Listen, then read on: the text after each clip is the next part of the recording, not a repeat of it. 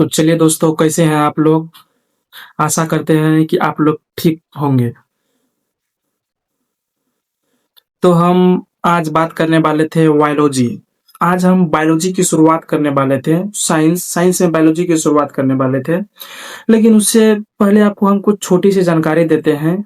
Science कहते किसको है?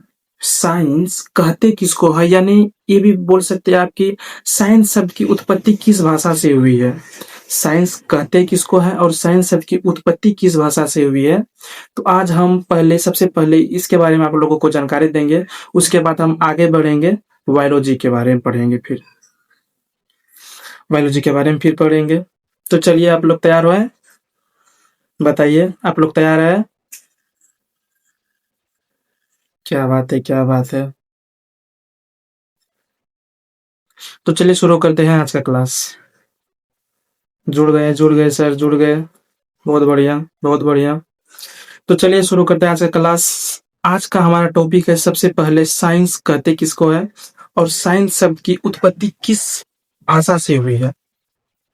तो साइंस मतलब कि आप देखा जाए कि साइंस किसको कहते हैं, तो साइंस सावधानी पूर्वक, साइंस सावधानी पूर्वक और क्रमबद्ध तरीके से,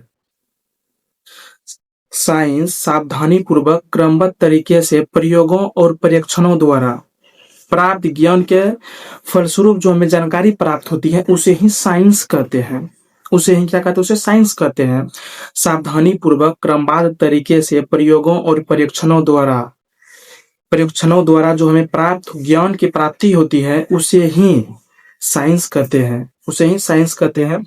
साइंस शब्द की उत्पत्ति साइंटिया से हुई है। साइंस शब्द की उत्पत्ति साइंटिया से हुई है। साइंटिया का मतलब होता है जानना, जानकारी प्राप्त करना, जानना होता है। तो हम आपको क्या क्या बता दें, साइंस शब्द की उत्पत्ति कैसे हुई है, किस भाषा से हुई है और साइंस कहते किसको है। तो एक बार पुनः बता देते हैं।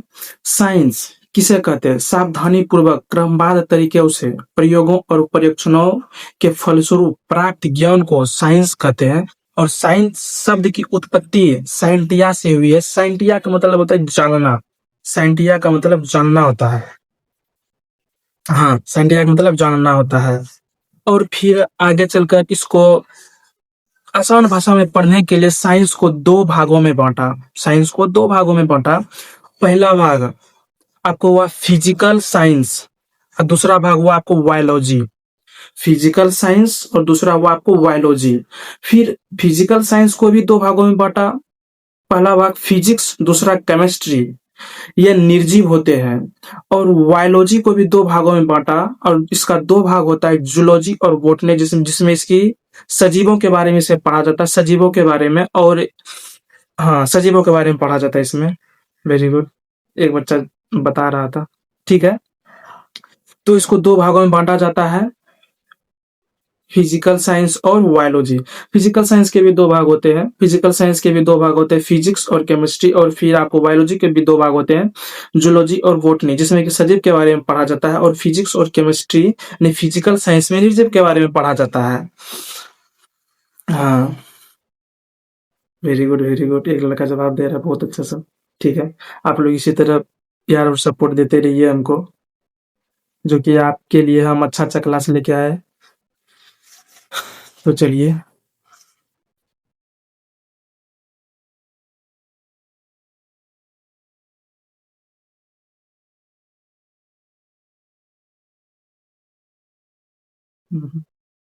गुड।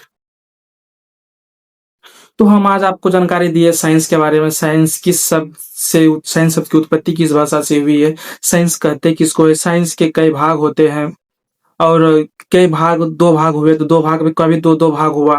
आपको इसके बारे में जानकारी दी है। अब हम बात करेंगे बायोलॉजी।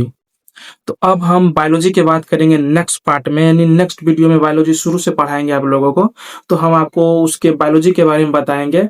और कल शाम 6 बजे बायोलॉजी का पहला चैप्टर यानी सेल, बायोलॉजी के पहले चैप्टर सेल का फर्स्ट पार्ट कल शाम को 6 बजे अपलोड हो जाएगा। तो आप लोग देखिए और हम बहुत ढेर सारा प्यार सपोर्ट कीजिए, जो कि आगे चलकर हम आपके लिए अच्छा अच्छा क्लास लाए कंटेंट लाए और आपके साथ हम जुड़ के मेहनत करें। आप भी मेहनत करें ताकि आपका भी रिजल्ट अच्छा हो। वेरी गुड, धन्यवाद।